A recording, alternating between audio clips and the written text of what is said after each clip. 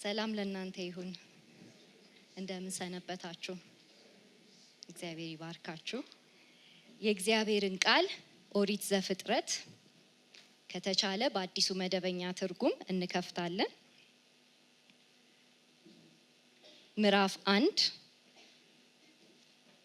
ከቁጥር 1 እስከ 4 እንደዚህ ይላል። በመጀመሪያ እግዚአብሔር ሰማያትንና ምድርን ፈጠረ። ምድርም ቅርጽ የለሽና ባዶ ነበረች። የምድርን ጥልቅ ስፍራ ሁሉ ጨለማ ውጦት ነበር። የእግዚአብሔር መንፈስ በውኆች ላይ ይረብ ነበር። ከዚያም እግዚአብሔር ብርሃን ይሁን አለ፣ ብርሃንም ሆነ። እግዚአብሔርም ብርሃኑ መልካም እንደሆነ አየ፣ ብርሃኑን ከጨለማ ለየ ይላል። አጭር ጸሎት እንጸልያለን። እግዚአብሔር መንፈስ ቅዱስ ሆይ ስለዚህ ስለተወደደ ሰዓት እጅግ አድርገን እናመሰግንሃለን። እግዚአብሔር ሆይ አንተ ትልቁ የቃሉ አስተማሪ ነህ። ጌታ ሆይ ቃልህ የተከበረ ነው። ቃልህን መማር እንሻለን። ቃልህን መኖር እንሻለን። ቃልህን በህይወታችን ፍሬ አፍርቶ ልናየው እንሻለን እና እባክህን ዛሬ አግዘን። መንፈስ ቅዱስ ሆይ ጸጋህን አካፍለን። ኢየሱስን በህይወታችን ላይ አልቀው በናዝሬቱ ጌታ በኢየሱስ ስም አሜን። የዘፍጥረት መጽሐፍ ሲጀምር መጀመሪያ ላይ የተጻፈልን 4 መስመር የዘፍጥረት መግቢያ ብቻ ሳይሆን የሙሉ የብሉይ ኪዳን መግቢያ ነው። ስለዚህ የመጀመሪያውን ኪዳን ለመረዳት እነዚህ 4 መስመሮች በጣም ወሳኝ ናቸው። የመጀመሪያዎቹ 4 መስመሮች ብዙ ነገር ያጨቁ ግጥም ነው የሚጽፍልን ጸሐፊው። ስለዚህ እንደዚህ ይላል፣ በመጀመሪያ እግዚአብሔር። ያው ስለ እግዚአብሔር መኖር አለመኖር አናወራም፣ ግን ስለሰራው ነገር በመጀመሪያ ስለተገበረው ነገር እናውራ ብሎ ይጀምራል እና ሲጀምር እግዚአብሔር መፍጠር ሲጀምር ይለናል። ምድሪቷ ቅርጽ የለሽ ባዶ፣ ውበት የሌለበት፣ ቀውስ የሰፈነበት፣ ረብሻ የሞላበት ስፍራ ነው ይለናል የመጀመሪያው አረፍተ ነገር ላይ። ከዛ ግን በአጭር አረፍተ ነገር ደግሞ የእግዚአብሔር መንፈስ በውኆች ላይ ይረብ ነበር ይለናል። ይረብ ነበር። እግዚአብሔር ስራ ሊጀምር ሲል፣ ወደ ስራ ሊገባ ሲል መጀመሪያ ከእግዚአብሔር ዘንድ ለስራ ዝግጁ የሆነው ማን ይለናል? የእግዚአብሔር መንፈስ ይለናል። እጁን ያወጣል፣ ቮለንቲር ያደርጋል። አዲስ ስራ ልንሰራ ነው፣ ዝግጁ ነኝ፣ እኔ መጀመሪያ ላካለው ያለው የእግዚአብሔር መንፈስ ነው። ስለዚህ መጀመሪያ ከእግዚአብሔር ዘንድ ወጥቶ ተልኮ የመጣው የእግዚአብሔር መንፈስ ነው ይለናል። የእግዚአብሔር መንፈስ በውኆቹ ላይ ረበበ ይላል። ማለትም ተቀመጠ፣ ዙፋኑን ተከለ ማለት እንችላለን። የሚረብበት መንገድ፣ የሚቀመጥበት መንገድ አንዲት እናት ዶሮ ወይም ደግሞ አንዲት እናት ምስር በእንቁላሎቿ ላይ የምትቀመጥበት አይነት አቀማመጥ ነው።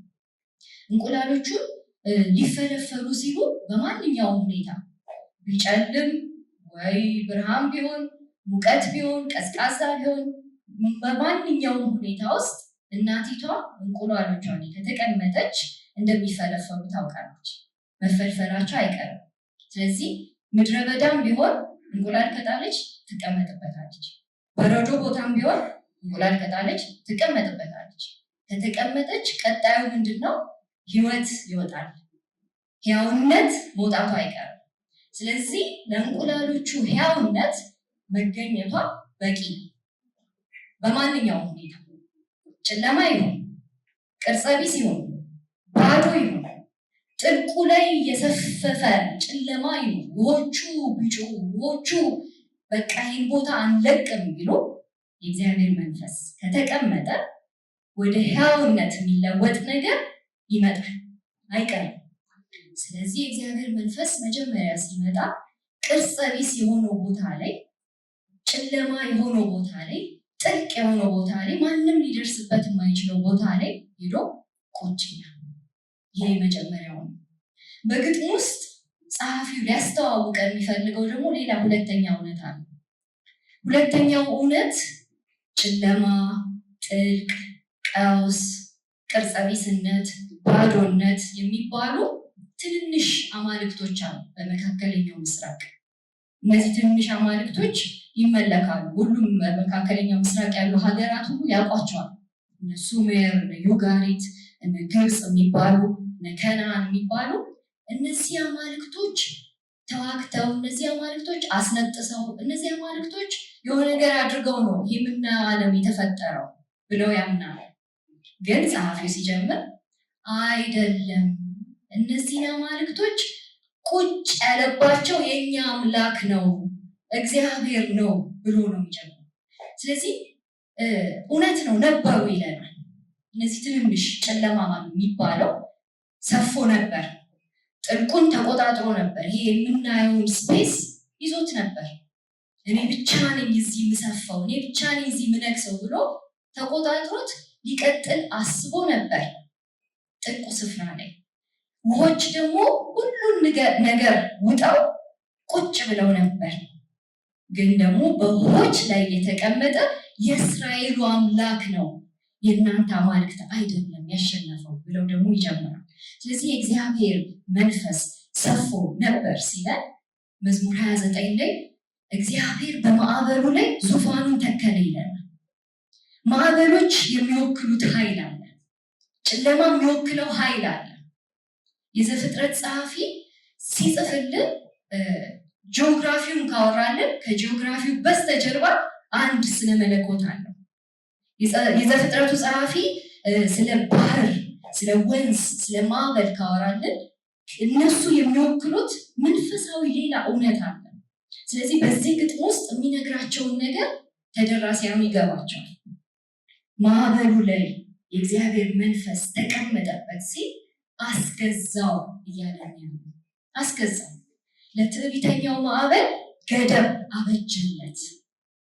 ለትዕቢተኛው ማዕበል ሁሉን ውጭ ይቀመጣለሁ ለሚለው፣ ሁሉን ይዤ፣ ሁሉን ተቆጣጥሬ፣ በቃ በሁሉ ላይ ሰፍፌ እኖራለሁ የሚለውን በመንፈሱ አስገዛው ይለናል። ስለዚህ እግዚአብሔርን ሊገዳደር የሚፈልግ ማንኛውም ኃይል በመንፈሱ እንደተያዘ ይነግረናል። መዝሙራት ውስጥ የኢዮብ መጽሐፍ ውስጥም የእግዚአብሔር መንፈስ በራሪቱን እባብ ወግታ ሰማያት ውበት እንዳገኙ ይነግረናል። ወደ ውበት ከመምጣቱ በፊት አንድ ነገር ቅርጸ ቢስ ነበር ይለናል።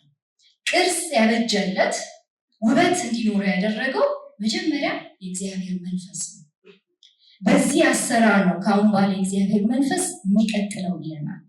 የእግዚአብሔር መንፈስ ባዶ የሆነውን ነገር ፍሬያማ የሚያደርግ፣ ቅርጸ ቢስ የሆነውን ነገር ቅርጽ የሚያወጣለት፣ ውበት የለሽ የሆነውን ቦታ ውበት እንዲኖረው የሚያደርግ የእግዚአብሔር መንፈስ ይለናል። የዚህ የእግዚአብሔር መንፈስ ካስገዛ በኋላ ቀጣዩ ስራ ደግሞ ለቃሉ ነው። ቃሉ ይነገራል። ቁጥር 3 ላይ ብርሃን ይሁን አለ ይለናል። የእግዚአብሔር ቃል ሲመጣ አሁን በመንፈሱ ስፍራውን ከክፉ ነገር ስላስለቀቀ፣ ከጨለማው ኃይል ስፍራውን ነፃ ስላወጣ ብርሃን ሰንጥቆ ገባ ይለናል። ሰንጥቆ ለመግባት ቦታውን አስለቀቀለት። ስለዚህ ብርሃን ሰንጥቆ ገባ። ቁጥር 4 ላይ እግዚአብሔርም ብርሃኑ መልካም እንደሆነ አየ፣ ብርሃኑንም ከጨለማ ለየ ይለናል። ለየ የሚለውን በተደጋጋሚ ይጠቀማል። በተለይ ምዕራፍ 1 ላይ መለየት የማይችልን ነገር የእግዚአብሔር ቃል ይለያል ይለናል። ማለትም ጨለማን ከጨለማ መለየት፣ ውሆችን ከውሆች መለየት፣ እላይ ያለውን ጠፈርና እታች ያለውን ጠፈር ሰንጥቆ መግባት የሚችል የእግዚአብሔር ቃል ይለናል። ይህንን የዕብራውያን ጸሐፊ ደግሞ ይነግረናል። መለያየት የማይቻሉ ነገሮች ይለናል ምዕራፍ 4 ቁጥር 12 ላይ ማለትም ቅልጥምና ጅማት፣ መንፈስና ነፍስ፣ መለያየት የማይችሉ ነገሮችን የእግዚአብሔር ቃል ለይቶ ሰንጥቆ ይገባል፣ ይመረምረዋል፣ ስፍራ ስፍራውን ይሰጠዋል፣ ይለያል ይለናል። ልክ እንደዚህ አይነት መለየት ነው የምናየው። ስለዚህ ጨለማን ከጨለማ ለይቶ ብርሃኑ ሰንጥቆ ገባ። በዚህ ጊዜ ፀሐይ የለም፣ ጨረቃ የለም፣ ከዋክብት የሉም። የብርሃን ምንጭ ናቸው የምንላቸው ነገሮች በስፍራው ላይ የእግዚአብሔር ቃል ነው ብርሃን እንዲሆን ያደረገው። ማለትም እግዚአብሔራዊ ብርሃን ስፍራውን ተቆጣጠረው ይለናል። ስለዚህ በጨለማና በጨለማ መካከል የሆነች ብርሃን ሰጥታ ገብታለች። በውሆችና በውሆች መካከል የሆነ ምድር ብቅ እያለ ነው። እሱ ብቻ አይደለም ይለናል። ከምድሪቷ መካከል ደግሞ አንድ ኤደን ገነት የሚባል የአትክልት ስፍራ እግዚአብሔር ደግሞ ተክሏል ይለናል። ተከለ። ዙሪያው ምድረ በዳ ነው፣ ቅርጸ ቢስነት ነው። እቺ መካከለኛዋ ቦታ ግን የተለየች ቦታ አለች። የእግዚአብሔር ብርሃን የገባባት፣ የእግዚአብሔር ቃል የተነገረባት፣ የእግዚአብሔር መንፈስ የገዛት እቺ ስፍራ የለያት ቦታ ናት ይለናል። ስለዚህ ስፍራን ሰጣቸው። ለጨለማ የራሱን ስፍራ ሰጠው፣ ለምድረ በዳ የራሱን ስፍራ ሰጠው፣ ለሾክ ለአሜኬላ የሚባል እዛ ውጪ ላይ ስፍራ አለው። እቺ መካከለኛዋ ግን እግዚአብሔር የነካት ከመንፈስ ቅዱስ ጋር ንክኪ ያላት ስፍራ ፍሬያማ ናት፣ ሕያው ናት። ስለዚህ ኤደን ገነት ትባላለች። የዘፍጥረት ጸሐፊ ደራሲው ያቀናበረልንም የነገረ መለኮት እውነትን ሊገልጥልን ይፈልጋል። ስለ ጂኦግራፊ ካወራልን ቅድም እንዳነሳ ነው፣ ጂኦግራፊውን ብቻ ለማውራት አይደለም። ስለ ከዋክብት ካነሳልን ስለ ከዋክብት አውርቶን ሊያልፍ አይደለም። ፖለቲካ ካወራልን ፖለቲካውን ዝም ብሎ አብላልቶ ሊያልፍልን አይደለም። ሊነግረን የሚፈልገው እግዚአብሔርን ነው ሊያሳየን የሚፈልገው። እውነተኛው የእስራኤሉ አምላክ እውነተኛው አምላክ ነው የሚለው ነው ሊያሳየን የሚፈልገው። ስለዚህ ሲጀምር ስለ ሕይወት ይነግረናል። እውነተኛ ሕይወት፣ ዘላለማዊ ሕይወት የሚገኘው በእኛ በእስራኤሉ አምላክ በአንዱ እውነተኛ አምላክ ነው እያለ ያስታውቃል። ለዛ ነው ብዙ የሚነግረን በማይታየው ዓለም ያለውን እውነታ በግጥም መልክ የመጀመሪያው ምዕራፍ ላይ ይነግረናል። ስለዚህ ጨለማ፣ ብርሃን፣ ውሆች፣ ማዕበል፣ ቀውስ፣ ቅርጸ ቢስነት፣ ባዶ፣ እንደዚሁም ደግሞ ቅርጽ ማበጃጀት እያለ ሲነግረን እግዚአብሔር ስራውን ሲጀምር ያለውን መንፈሳዊ ሁኔታ ነው የሚያሳየን። እውነት ነው፣ እግዚአብሔር የምናየው ቁሳዊ አካል ሁሉ ጀማሪ ነው። ነገር ግን ደግሞ ከበስተጀርባ ያለው በማይታየው ዓለም ያለውንም ደግሞ ያሳየናል። ቅርጸ ቢስ የነበረውን ነገር የእግዚአብሔር መንፈስ እንዴት እንዳስተካከለ ይነግረናል።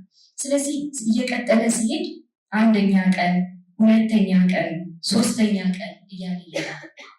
የሚፈጠሩት ነገሮች በሙሉ በመጀመሪያዎቹ 3 ቀናት ውስጥ ስፍራውን ነው የሚፈጥረው። ማለትም ምድርን፣ ባህርንና አየር ላይ ሰማያትን። እነዚህ ስፍራዎች ደግሞ በሚቀጥሉት 3 ቀናት ውስጥ ይሞላቸዋል። የመጀመሪያዎቹ 3 ቀናት ቦታዎች ናቸው። የሚቀጥሉት 3 ቀናት ደግሞ ሙሌታቸው ፍጥረታቱ ናቸው። ስለዚህ ባህር ከፈጠረ ባህርን በምንድን ነው የሚሞላው? በተንቀሳቃሽ የባህር ሕያዋን ነፍሳት፣ አሳዎች፣ ትልልቅ አሳዎች ሌዋታን ይለናል። ትልልቅ አሳ ነባሪ የሚያስፈሩ በጥንታዊው አስተሳሰብ፣ በመካከለኛው ምስራቅ አስተሳሰብ እነዛ አማልክት ናቸው የሚባሉትን ነገሮች ማን የፈጠራቸው? እግዚአብሔር ነው የፈጠራቸው። እግዚአብሔር ነው ያስቀመጣቸው። የእግዚአብሔር መጫወቻ ናቸው ይላል የኢዮብ መጽሐፍ ውስጥ። ስለዚህ ለእኛ ትልልቅ የሚመስሉ ነገሮች እግዚአብሔር ነው ያስቀመጣቸው ይለናል። ግን ምን አድርጎ? ለይቶ ለባህር ገደብ አበጅቶ፣ ባህር እስከዚች ብቻ፣ ሁሉንም መዋጥ አይፈቀድለትም። ባህር የእግዚአብሔር መንፈስ አስከስቶታል። አንድ ኮርነር ሰጥቶታል። ሁለተኛውን ቀን እንደዚሁ የሚበሩ አዕዋፋትን ፈጠረ ይለናል። ሰማያትን ከፈጠረ በኋላ በእነሱ ይሆናል። ሶስተኛውን ቀን እንደዚሁ ምድርን ፈጠረ ይለናል። ምድር ላይ የሚንቀሳቀሱ የሚርመሰመሱትን ደግሞ አስቀመጣቸው ይላል። ስለዚህ ቦታቸውን ከፈጠረ በኋላ ፍጡራኑን እዛ ቦታ ላይ ያስቀምጣቸዋል። ወደ ሰው ስንመጣ ቀን 6 ላይ እንደዛ ነው ያደረገው። ሰው የፍጥረቱ ሁሉ ቁንጮ ነው። እግዚአብሔር 1:26 2:4 5 1-2 ድረስ ሰውን በመልካችን በአምሳላችን እንፍጠር ይላል። 3 ጊዜ ነው ይሄን የሚናገረው።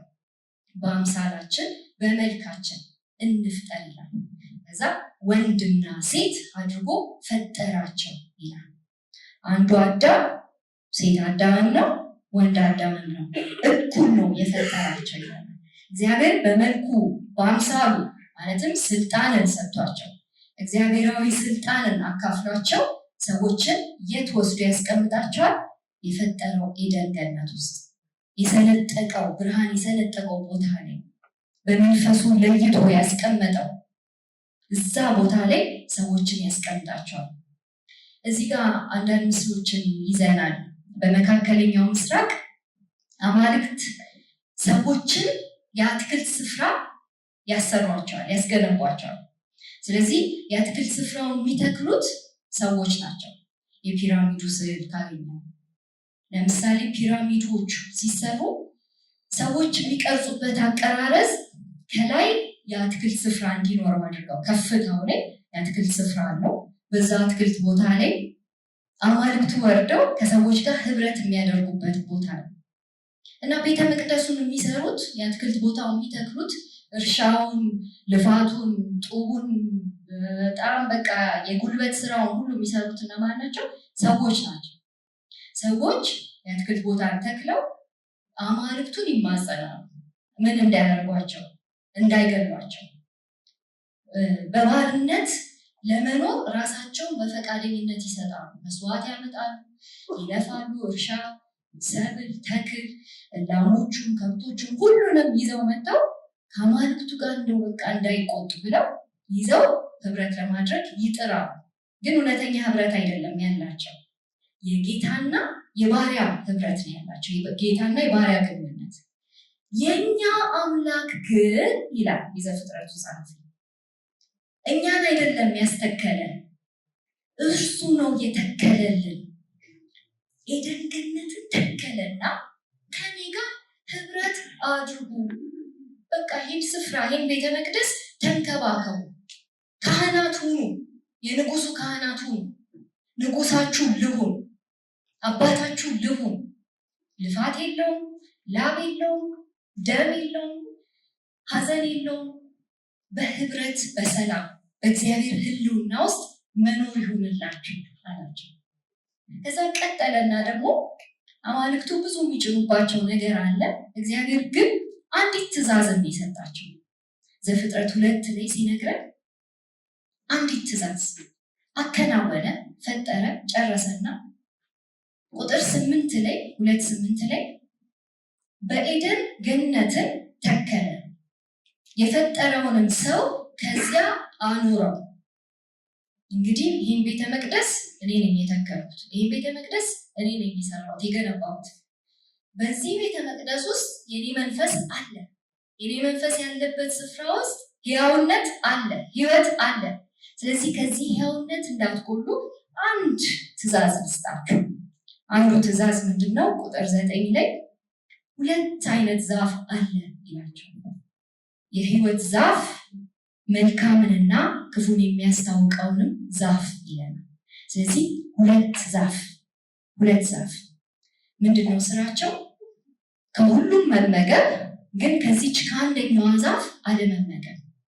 ሁለቱም ዛፍ በመካከል መኖሩ ትክክል ነው። በመካከል ሁለቱንም ማስቀመጣቸው።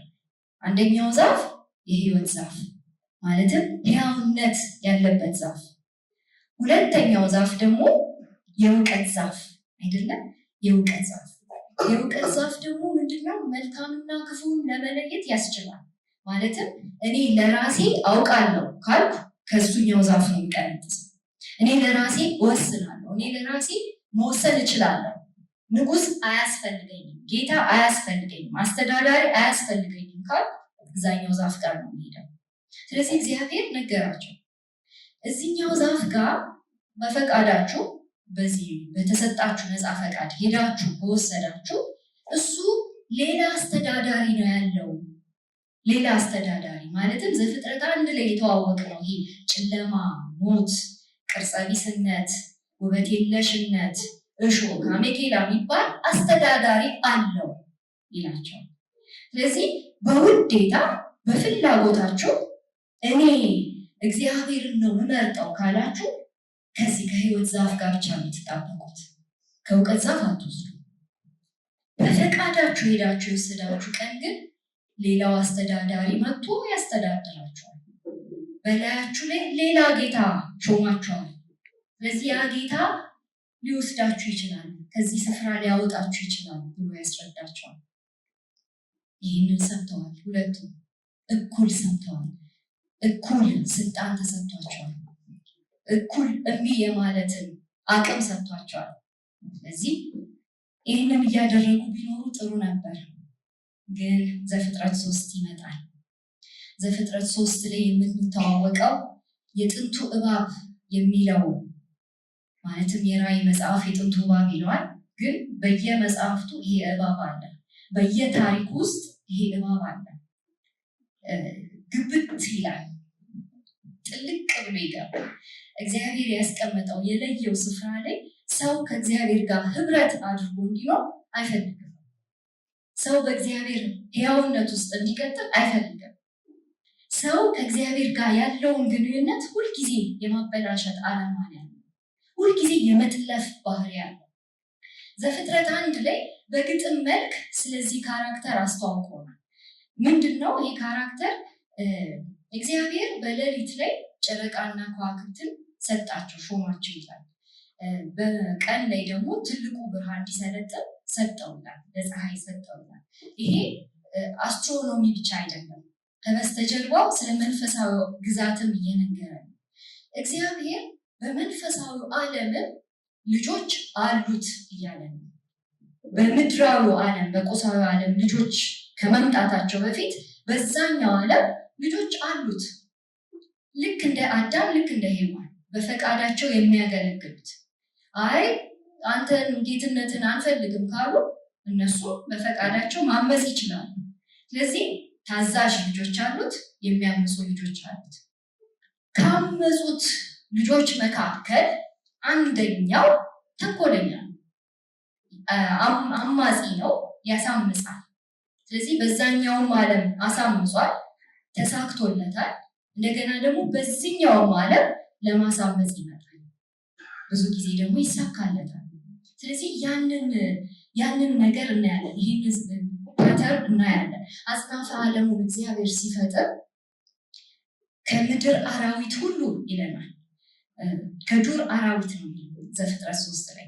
የዱር አራዊት የት ነው የሚገኙት? ኤደን ገነት ውስጥ አይደለም የሚገኙት። የዱር አራዊት ከኤደን ገነት ውጭ ነው የሚገኙት፣ ግን ይገባሉ። ያኔ በሩ ክፍት ነበር፣ ይገባሉ። ስለዚህ ይሄ እባብ ይለናል፣ ይሄ ነሐሽ ሊያስት ይገባል። ነሐሽ ማለት አብለጭላጭ ነው፣ ያምራል፣ ሲታይ ምንም አያስፈራም፣ ሲታይ ቆንጆ ነው። እንደውም በእግዚአብሔር ፊት የሚቆም የእግዚአብሔር ክብር የተገለጠበት አንድ ጊዜ የተገለጠበት ነው። ስለዚህ ሕዝቅኤል 28 ላይ ኢሳያስ 14 ላይ እሱ ሲያሳዩን ሲስሉልን በጣም ቆንጆ ነው፣ የሚያስፈራ አይደለም። ስለዚህ ይገባና እግዚአብሔር ባወጣው ሀሳብ ላይ ሌላ ሀሳብን ያስተዋውቃቸዋል። እግዚአብሔር በተናገረው ቃል ላይ ሌላ ቃልን ያስተዋውቃቸዋል። እግዚአብሔር የሰጠው ትእዛዝ አለ፣ ሌላ ትእዛዝን ያስተዋውቃል። እግዚአብሔር ያቋቋመው መንግስት አለ፣ ሌላ መንግስትን ያስተዋውቃቸዋል። የእግዚአብሔር ጌትነት አለ፣ ሌላ አይነት ጌትነት ደግሞ ያስተዋውቃቸዋል። ስለዚህ የአዲስ ኪዳናቱ ጸሐፊ ማንኛውም ሀሳብ ይለናል ጳውሎስ ሲጽፍ፣ በእግዚአብሔር ሀሳብ ላይ የሚነሳ ሀሳብ ከሆነ ወዲያውኑ ነው ማስወገድ ይለናል፣ ወዲያውኑ ነው መሸሽ። ምክንያቱም የጥንቱ እባብ በዚህ ስትራቴጂ ይታወቃል። ስለዚህ እግዚአብሔር የብርሃናት አባት ነው፣ ብርሃናትን ፈጥሯል። ካመፁት አንደኛው ብርሃን መካከል ይህ እባብ አለ። እባብ ዘፍጥረት 3 ላይ ገብቶ በውኑ እግዚአብሔር ከገነት ዛፍ ሁሉ እንዳትበሉ አዟልን ይላቸዋል። ቁጥር 1:3-1 ላይ ማለትም ቅልብስ አድርጎ ነው የሚነግራቸው። እግዚአብሔር ከሁሉም ብሉ ነው ያላቸው፣ ከአንዲቷ አትብሉ ነው ያላቸው። ሴጣን ደግሞ ይመጣና ሴጣን በዚህ ጊዜ እባቡ ደግሞ ይመጣና ምንድን ነው የሚላቸው? ከሁሉም እንዳትበሉ አላችሁ አይደለም? አይገርምም ይላቸው። አያችሁት? ሁልጊዜ የእግዚአብሔርን ቃል ቀልብሶ ነው የሚመጣው። በእግዚአብሔር ቃል ላይ ሌላ ሀሳብን ይዞ ነው የሚመጣው። ስለዚህ ጥያቄው ራሱ ትክክል አይደለም።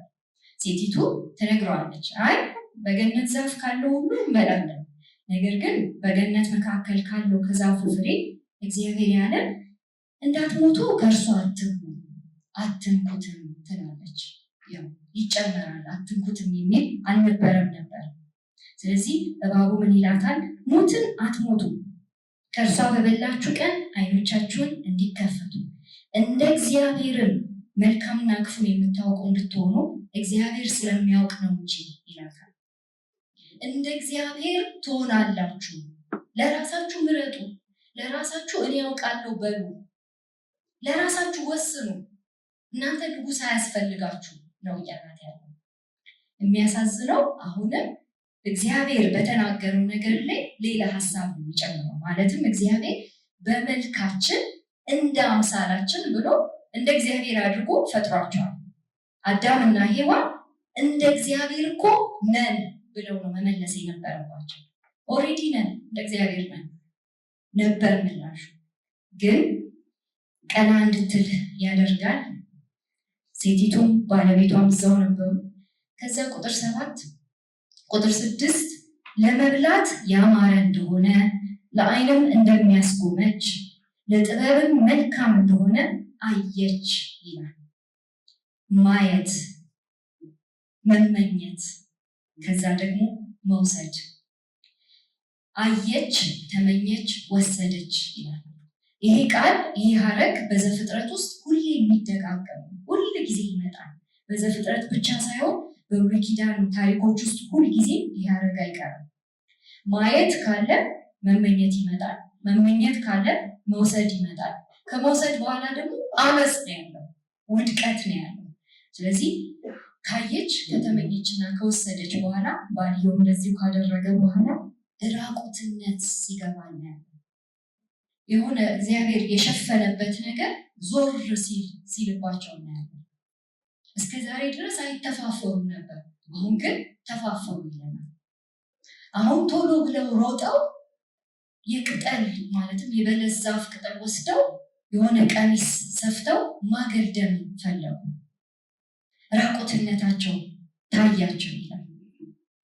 እግዚአብሔር ከምድር አፈር ወስዶ ሲያበጃቸው እስትንፋሱን እፍ ሲልባቸው የሆነ የሸፈናቸው ነገር ነበር። የእግዚአብሔር ክብር በላያቸው ላይ ነበር። እንደ ልብስ ተጎናጽፈውት ነበር። ያንን ያችን ተግባር ከፈጸሙ በኋላ ይችን አመፅ ከፈጸሙ በኋላ ግን የእግዚአብሔር መንፈስ ከላያቸው ላይ የሆነ ያህል ሲነሳ እናያለን፣ ዘወር ሲል እናያለን። እዛ ራቁትነታቸውን ለመሸፈን በቅጠል ካገደለደሙ በኋላ እግዚአብሔር ሲመጣ እናያለን። ይመጣ ጥያቄ ጠይቀው፣ አዳም ወዴት ነህ ይላል። ወዴት ነህ?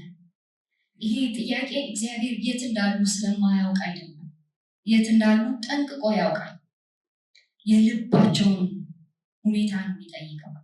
እድል እየሰጠ ነው ያለው እግዚአብሔር። በዘፍጥረት ውስጥ ጥያቄ ከጠየቀ እድል እየሰጠ ነው።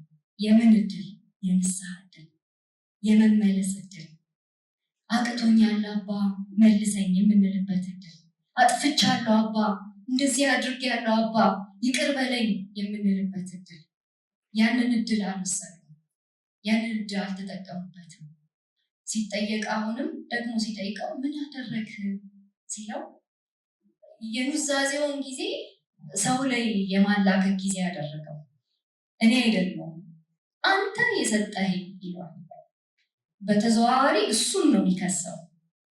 አንተ እንዲህ አይነት ሁኔታ ውስጥ ባትቀጠኝ ኖሮ አላጠፋም ነበር። አንተ እንደዚህ አይነት አስቸጋሪ ነገር ውስጥ እንዳልፍ ባትፈቅድ ኖሮ አላጠፋም ነበር።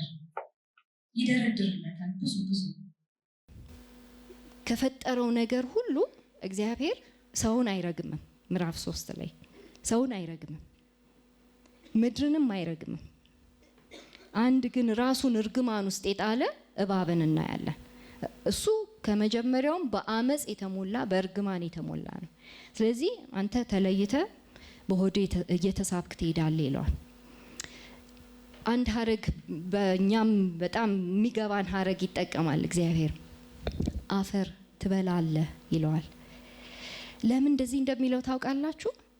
ሰውን እግዚአብሔር ከአፈር ወስዶ አበጅቶት ከዛ ከምድረ በዳው ከቀውሱ ስፍራ ከሾክና ከአሜኬላው ስፍራ አንስቶት ከአፈር አንስቶት አበጃጅቶ ውበትን ሰጥቶት እስትንፋሱን ብሎበት ነው ኤደን ያስቀመጠው።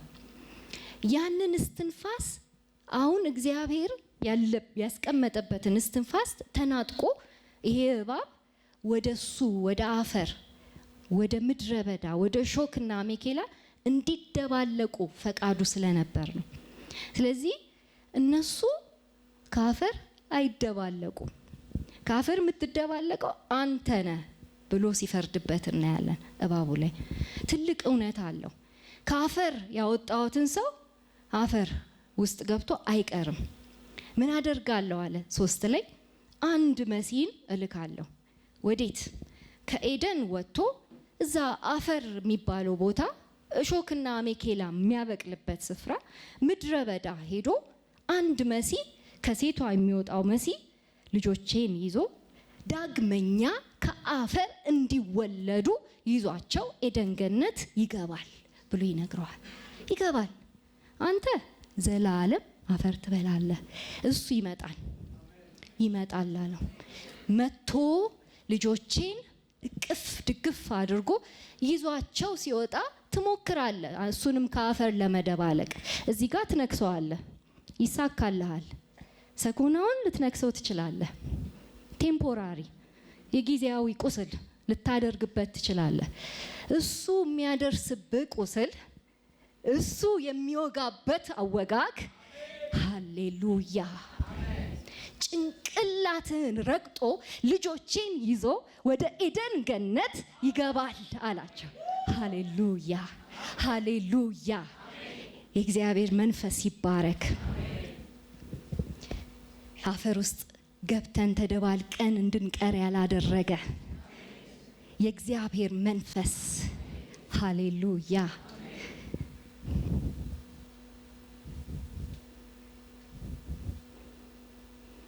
በዚህ ስቴት ወደ ህይወት ዛፍ መቅረብ አይችሉም። የህይወት ዛፍ የእግዚአብሔር መንፈስ፣ የእግዚአብሔር ህልውና፣ የእግዚአብሔር ሀልዎት ማለት ነው። ኤደን ገነት መካከል ላይ ኤደን ገነትን በህያውነት የሞላው ይሄ የህይወት ዛፍ ነው። ከህይወት ዛፍ የሚነሳ ወንዝ አለ። ይሄ አንድ ወንዝ ለ4 ይከፈላል ይለናል። ይሄ አንድ ወንዝ አካባቢውን ሁሉ ያጠጣል ይለናል። የውላጥን፣ የአሲሪያን፣ የግብፅን፣ የኢትዮጵያን ስፍራ በሙሉ ጊዮን፣ ፊሶን፣ ጢግሪስ፣ ኢፍራጥስ እያለ ያስረዳናል። አንድ ወንዝ ነው እየተከፋፈለ የሚያጠጣው። ከኤደን የሚወጣው አንድ ወንዝ ሁሉንም ያጠጣል። ይሄ ዝም ብሎ ጂኦግራፊ አይደለም፣ እውነትን ነው የሚነግረን። አንድ ህይወት አለ ከህይወት ዛፍ የሚነሳ። ይሄ ህይወት ዛፍ ሊያጠጣው የተዘጋጀ ዛፉ ጋር ሰው ቀና ሲል ዛፉ ጋር ህይወት አለ ይለናል። አሁን በዚህ ስቴት እዚህ ዛፍ ጋር መቅረብ አይችሉም እነዚህ ልጆች። ምክንያቱም በአመፅ ስቴት ሌላ አስተዳዳሪ ያላቸው እዚህኛው ንጉስ ጋር ከቀረቡ ንጉሱ ቅዱስ ስለሆነ ይቀሰፋሉ። በዚህ በአመፅ ስቴት እንዲቀሰፉ ስለማይፈልግ እግዚአብሔር ልብስ ያለብስና ይሰዳቸዋል። እዛ ጠብቁ፣ ያ መሲህ መጥቶ ተመልሶ እስኪያስገባችሁ ድረስ እዛ ጠብቁ ይላቸዋል። የህይወቱ ዛፍ ጋር 2 ኪሩቤል ያስቀምጣል እና የምትገለባበጥ ነበልባላዊ ሰይፍ። ይሄ ሰይፍ ከዚህ በኋላ የምናገኘው በተለያየ ስፍራ ላይ የእግዚአብሔር ቃል እንደሆነ ይነግረናል። የእግዚአብሔር ቃል እንደ ሰይፍ ይመሰላል። ማለትም ቁራጭ ጨለማ ካየ ይሄ ሰይፍ አውጥቶ ሲጥለው ይጎዳል፣ አይሆንም። ወይም ደግሞ የሆነ የሚለይ ነገር ካገኘ፣ ውሆችን ካገኘ፣ ጨለማዎችን ካገኘ ስለሚለይ እነዚህ ሰዎች ደግሞ የሆነ ገዢ እያስተዳደራቸው ስለሆነ ጨለማ ላያቸው ላይ ስለሚገኝ እንዳይቀሰፉ እዛ ይጠብቁ ይላል። ኪሩቤልንም ከዚህ በኋላ የምናገኛቸው የእግዚአብሔርን ህልውና የእግዚአብሔርን ሀልዎት ሲጠብቁ ነው። ለሙሴ በምድረ በዳ የቃል ኪዳን ታቦትን አዘጋጅልኝ ይለዋል። የቃል ኪዳን ታቦቱ ከላዩ ላይ የምህረት መቀመጫ የሚባል አለ። ከምህረት መቀመጫው በላይ 2 ኪሩቤል ፊት ለፊት እርስ በርስ እየተያዩ ይቀመጣሉ። ከነርሱ መካከል ኃይለኛ የሆነ የእግዚአብሔር መገኘት በመካከላቸው አለ። እዛ የቃል ኪዳን ታቦት ጋር ዘው ተብሎ አይገባም። በቅድስና የቆየ ንጹህ የሆነ ልብሱ የታጠበ የውስጥ ልብሱ ሳይቀር የተተኮሰ ንጽት ያለ እንደዚህ አይነት ነው አንድ የሚገባው። ስለዚህ አሁንም የሕይወት ዛፍ ይህንን ምስል ያሳየናል። ዘው ተብሎ አይገባበትም። ስለዚህ ጠብቁ፣ የሚያነጻው እስኪያነጻችሁ ድረስ፣ የሚመልሰው እስኪመልሳችሁ ድረስ፣ ንጹህ ሆናችሁ ወደ እኔ ሀልዎት እስክትገቡ ድረስ እዛ ጠብቁ ይላቸዋል። ምዕራፍ 3 ይሄንን ነው የምናየው። ይወጣሉ፣ ይሄዳሉ ወደዛ ወደ ሾክና ወደ አሜኬላ ወደሚያበቅለው ስፍራ። እዛ ምን አለ ይላቸዋል? እዛ ለቅሶ አለ፣ እዛ ሀዘን አለ፣ እዛ ላብ አለ፣ እዛ ደም መፍሰስ አለ፣ እዛ ብዙ አይነት አሉታዊ ነገሮች እዛ ነው ያሉት። ስለዚህ አውቶማቲክሊ እዛ ሄደሽ ከወለድሽ ትታመሚያለሽ። በህመም ነው የምትወልጂው። እዚህ ሆነሽ ብትወልጂ አያምሽም እያላት ነው። እየረገመ አይደለም። እግዚአብሔር የፈጠረውን መልካም ነው ያለውን ነገር መልሶ አይረግምም። እየነገራቸው ነው የሚገጥማቸው ነገር። ከኤደን ገነት ከዚች ከተከለለችዋ ስፍራ ሲወጡ የእግዚአብሔር ሀልዎት ካለበት ስፍራ ሲወጡ የሱ ሀልዎት ሳይሆን ሌላ ሀልዎት ስለሆነ ያን ቦታ የሚያስተዳድረው ጨለማ፣ እሾክ፣ አሜኬላ ጥልቁ ስፍራን ባዶ የሚያደርግ ፍሬ ቢስ የሚያደርግ የሚያስለፋ የሚያስፈጋ እንደዚህ አይነት ጌታ ስለሆነ እዚያ ያለው አንተ ትፈጋለህ፣ በላብ ትደክማለህ፣ ትጥራለህ፣ ትግራለህ። ጌታው እዚያ ያለው እንደሱ አይነት ነው። አስተዳዳሪው። አንቺም እንደዛው።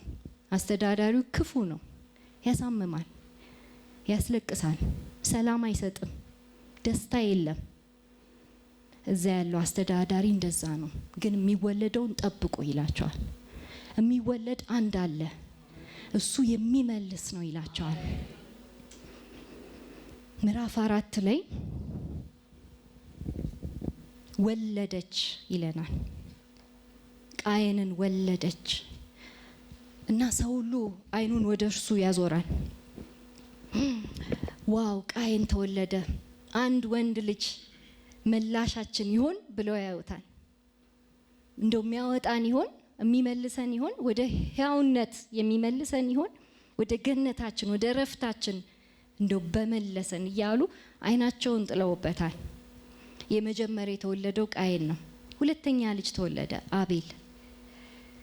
አቤልና ቃየን ወንድማማቾች አንድ ቀን ካደጉ በኋላ መስዋዕትን ለመሰዋት ማለትም እግዚአብሔርን ለማምለክ በእግዚአብሔር ፊት መስዋዕትን ይዘው ይቀርባሉ።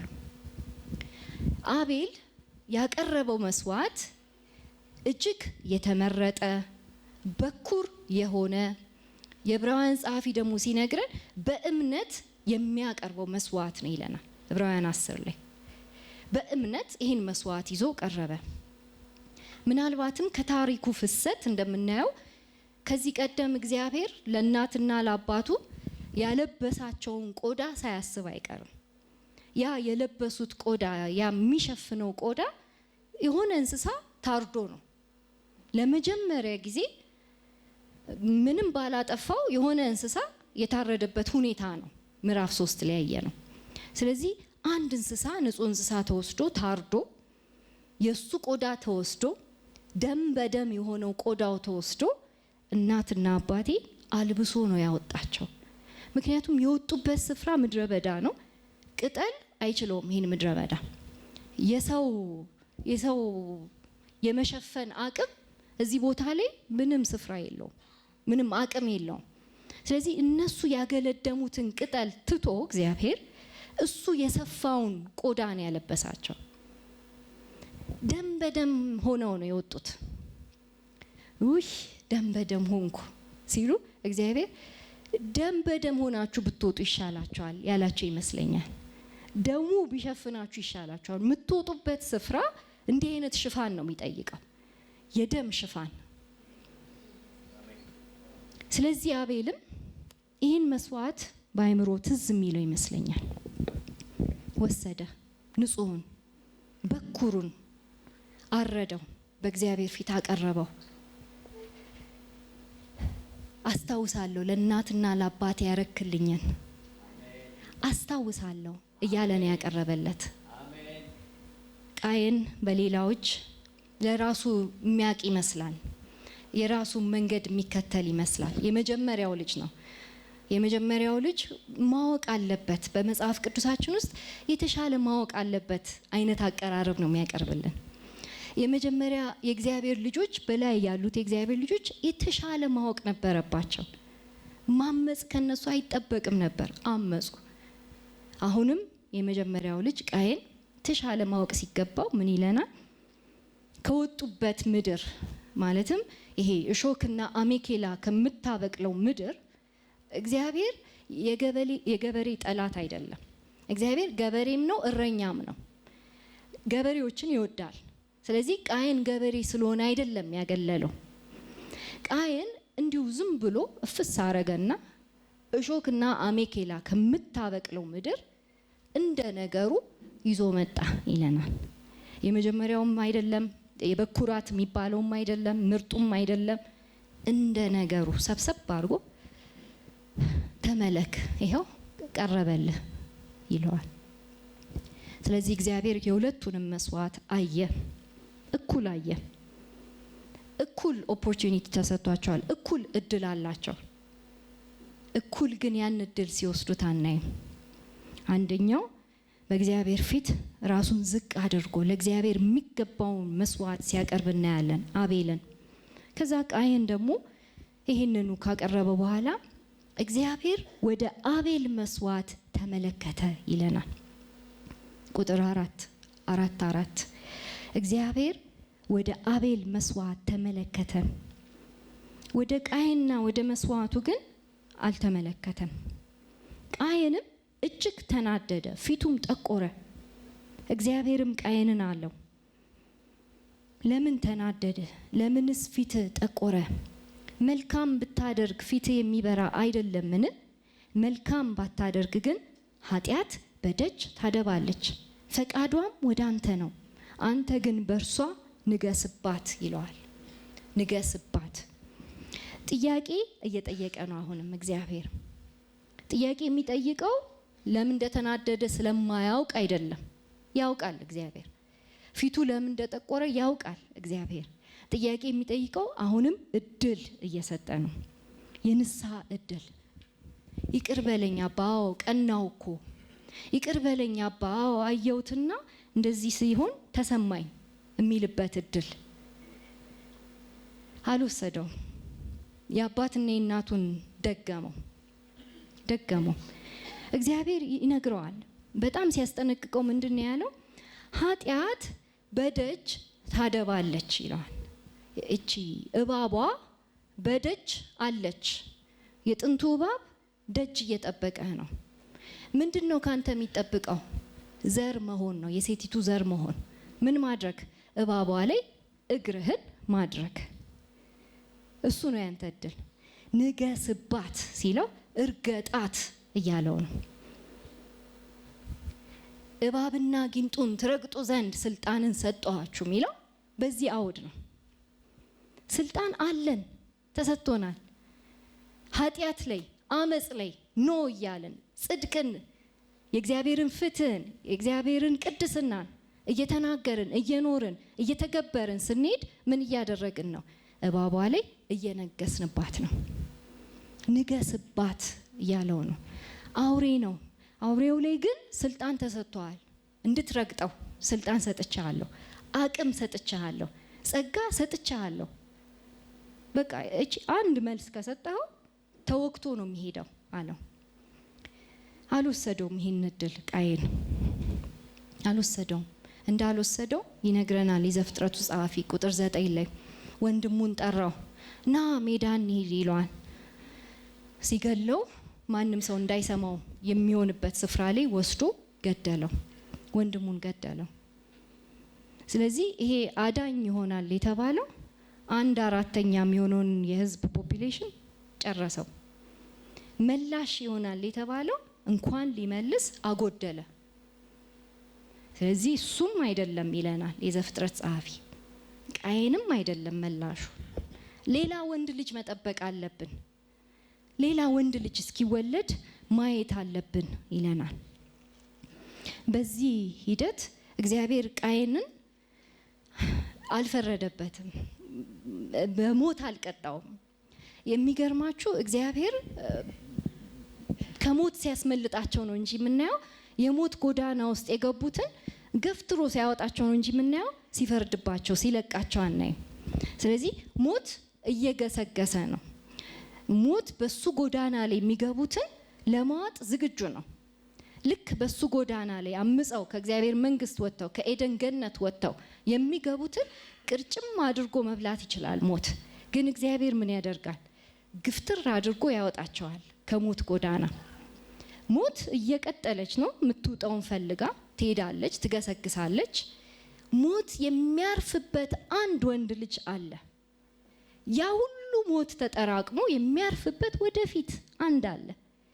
የሁሉም ሞት እሱን ገፍትሮ ከመንገድ አያወጣውም እግዚአብሔር። እሱ ሞት ይጫወትበታል፣ ይፈቅድለታል። እነዚህን ልጆች ግን ከመንገድ ላይ ግፍትር አድርጎ ሲያወጣቸው እናያለን። አዳምና ሔዋን የቆዳ ልብስ አልብሶ ግፍትር አድርጎ ያወጣቸዋል። ቃየን ጋር ስንመጣ ግንባሩ ላይ ምልክት ያደርግና ግፍትር አድርጎ ያወጣዋል። ያገኘው ሰው እንዲገለው ራሱ አይፈቅድም፣ በዚህ በፊዚካሉ እንኳን። ምክንያቱም አንድ አለ እሱንም ከሞት የሚያወጣ የሚመጣ።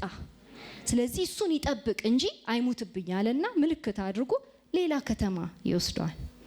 እዛ ከተማ ቁጭ በል ጠብቀው ይለዋል። ቃየን እዛ ከተማ ይሄዳል። ከተማ ውስጥ እርፍ ብሎ ለመኖር ይሞክራል። ሚስት አገባ ይለናል፣ ወለደ ይለናል።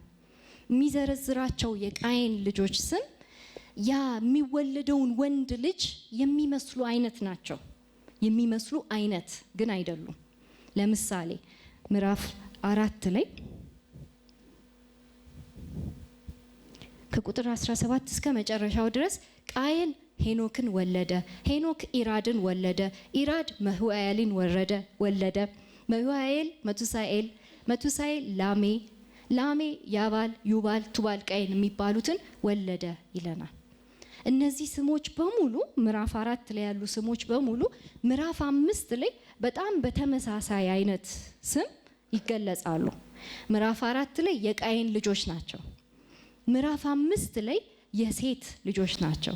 ሴት የተወለደው ምዕራፍ 4 የመጨረሻው ቁጥር ላይ ሔዋን በአቤል ፈንታ እግዚአብሔር ሌላ ወንድ ልጅ ሰጠኝ ስትል የተሰጠ የሚል ስም ትሰጠዋለች። ሴት የሚወልዳቸው ልጆች ምዕራፍ 5 ላይ ሄኖስ፣ ቃይናን፣ መላሌል፣ ያሬድ፣ ሄኖክ፣ መቱሳላ፣ ላሜ፣ ኖ፣ ሴም፣ ካም፣ ያፌት የሚባሉ ናቸው። ስለዚህ ቃየን የሆነ ዘሩን የሚመስል ያ የተስፋ ቃል የተነገረልን ያ ወንድ ልጅ የሚመጣል የተባለበትን ዘር የሚመስል አይነት ልጆችን ወልዷል። ለዛ ነው የስም መመሳሰል ያለው። ለምሳሌ ሄኖክ ምዕራፍ 4 ላይ አለ፣ ከዛ ሄኖክ ምዕራፍ 5 ላይም አለ።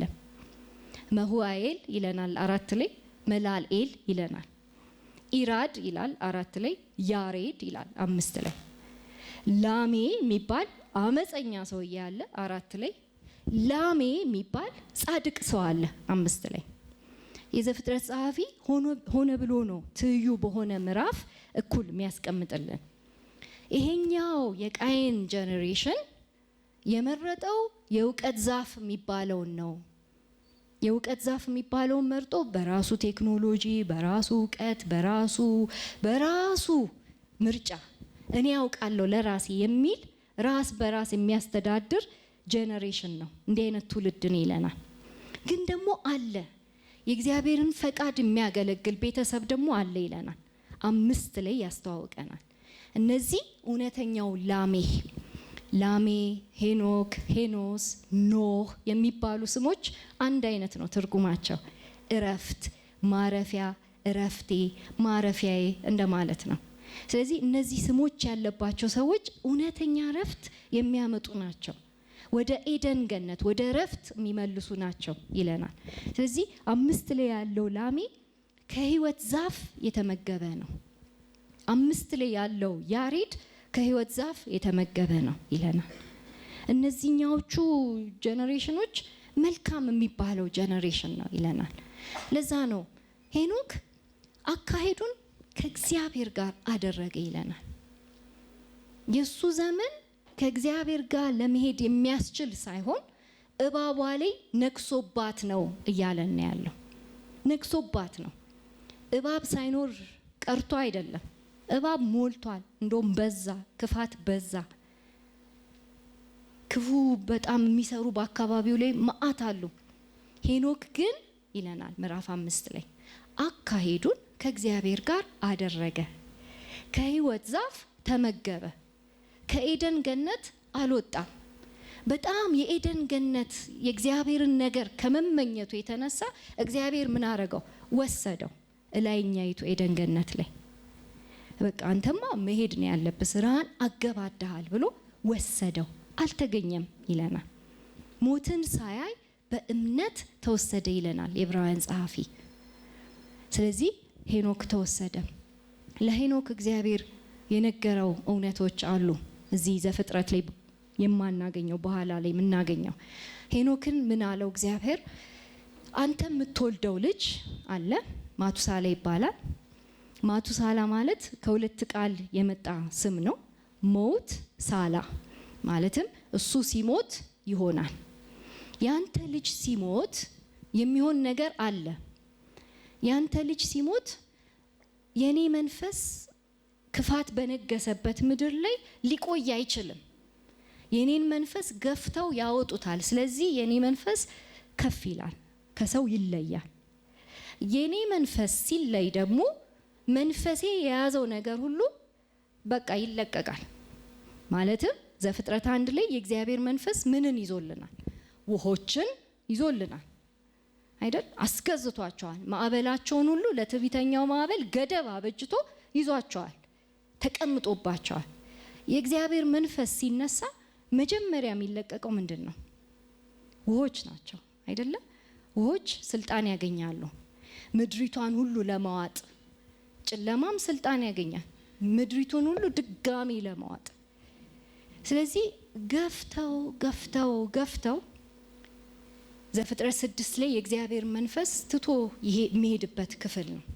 ስለዚህ ለሄኖክ፣ ለማቱሳላ፣ ለኖህ እንደዚህ አይነቱን እውነት ይነግራቸዋል። ምንድን ነው የሚነግራቸው? በጽድቅ ተመላለሱ። በጽድቅ የእግዚአብሔርን መንፈስ ተሸክማችሁ ተመላለሱ።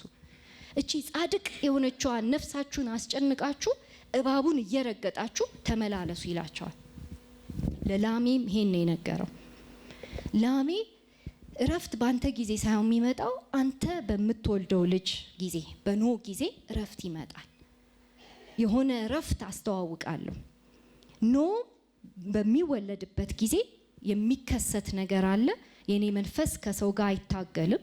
መታገሉን ይጨርስና ወደ ላይ ይሄዳል እና ዳግም የሚያስጀምረው አድሶ የሚያስጀምረው ነገር ይኖራል ይለዋል። ስለዚህ ማቱሳላ ሲሞት የእግዚአብሔር መንፈስ ይነሳል፣ ውሆች ይለቀቃሉ ብሎ ይነግራቸዋል። ስለዚህ እግዚአብሔር በምህረቱ ለማቱሳላ ረጅም እድሜ ይሰጠዋል። ረጅም እድሜ። ኖህም እያለ ማቱሳላ አለ። ኖህ መርከቡን እየሰራ ማቱሳላ አለ። ምክንያቱም ማቱሳላ የሞተ ቀን የሚላክ ነገር አለ፣ የሚፈጠር ፍርድ አለ። የእግዚአብሔር መንፈስ ተነሳ ማለት ፍርድ ይመጣል ማለት ነው። የእግዚአብሔር መንፈስ ዙሪያውን ትቶ ከሄደ ሌላ መንፈስ ይሰለጥናል፣ ሌላ ኃይል ይሰለጥናል። ስለዚህ ያ ከመሆኑ በፊት እግዚአብሔር በምህረቱ ለሰው ልጆች ቢያንስ 1000 ዓመት ይሰጣቸዋል። ቢያንስ የማቱሳላን እድሜ። ዝም ብሎ አይደለም እድሜው የረዘመው፣ ዝም ብሎ አይደለም። እና ይሄን ሁሉ እድሜ ኖህ ምን ያደርጋል? ቆሞ ይሰብካል። አረ ሰዎች ስሙ፣ እግዚአብሔር መንፈሱን ለአንዴና ለመጨረሻ ካነሳ ጉዳችን ነው። ስሙ፣ እባካችሁ ወደ መንፈሱ ተመለሱ፣ እባካችሁ በቅድስና ኑሩ፣ እባካችሁ እባቡን ንገሱበት፣ እባካችሁ እባቡን እርገጡ ይሰብካል። አይገባቸውም፣ ይስቃሉ። ይሰብካል እና አንድ ማምለጫ ነው እግዚአብሔር። አንድ ማምለጫ ነው ያዘጋጀው። አንድ ጀልባ፣ አንድ እንጨት፣ ከዛፍ የተሰራ እንጨት። ይሄ ዛፍ ነው ውሆችን የሚያሸንፈው። ይሄ ፌጎር የሚባል ማለትም ውሃ አያስገባም ወደ ውስጡ። ቀለል ያለ እንጨት ነው። ከውሆች በላይ መንሳፈፍ የሚችል ግን በውስጡ ያሉትን እቅፍ አድርጎ መያዝ የሚችል እንጨት። ይሄ እንጨት ነው ማምለጫው ሲላቸው ይስቁበታል። አይገባቸውም። ጽድቅ አይገባቸውም። የእግዚአብሔር መንፈስ ማሳዘን የሚባለው ነገር አይገባቸውም። የእግዚአብሔር መንፈስ መግፋት የሚባለውን ነገር ተሳለቁበት። 1000 ዓመት ይሄ ስብከት ተሰበከ። 1000 ዓመት ማቱሳላ እስኪሞት ድረስ። እሱ በሞተበት ዓመት ምዕራፍ 6 ሆነ። እሱን ነገ ላይ እንቀጥለዋለን እንደ እግዚአብሔር ፈቃድ። ግን ዛሬ ወደ ጸሎት እንገባለን። የእግዚአብሔር መንፈስ ያስተማረን ነገር አለ። የእግዚአብሔር መንፈስ ቃሉን ተከትሎ ሁል ጊዜ ይሰራል። ላቃተው ብርታት ይሆናል። አቅቶኛል ለሚል ጸጋን ይጨምራል። ከኤደን ገነት አመቻምቼ ወጥቻለሁ ለሚል ዛሬ የእግዚአብሔር መንፈስ እዚህ አለ። ዳግመኛ እፍ ሊልብን፣ ዳግመኛ ከአፈር የተደባለቀው ማንነታችንን ሊያነሳ፣ ሊያጸዳ፣ ሊያበጃጅ፣ ውበት ሊሰጥ፣ በመንፈሱ ሊሞላ እዚህ አለ። ልባችንን ከፍትለታለን። የእግዚአብሔር መንፈስ ሆይ እና እንለዋለን። እና በራሴ እውቀት የሄድኩበትን ነገር ይቅር በል። እኔ ሄጄ ቀንጥሼ ራሴ ያደረኳቸውን ነገሮች ሁሉ ይቅር በል እንለዋለን። ይቅር በለኝ፣ ከኤደን እንዳልወጣ ከህይወት ዛፍ መመገብ ይሁንልኝ፣ ካንተ ጋር መጣበቅ ይሁንልኝ እንለዋለን። እግዚአብሔር መንፈስ ዝግጁ ነው ወገኖቼ፣ ዝግጁ ነው። ዳግም ሊሞላን፣ ዳግም ሊወልደን፣ ዳግም በመንፈሱ ሊያጥለቀልቀን በዚህ አለ። ሃሌሉያ።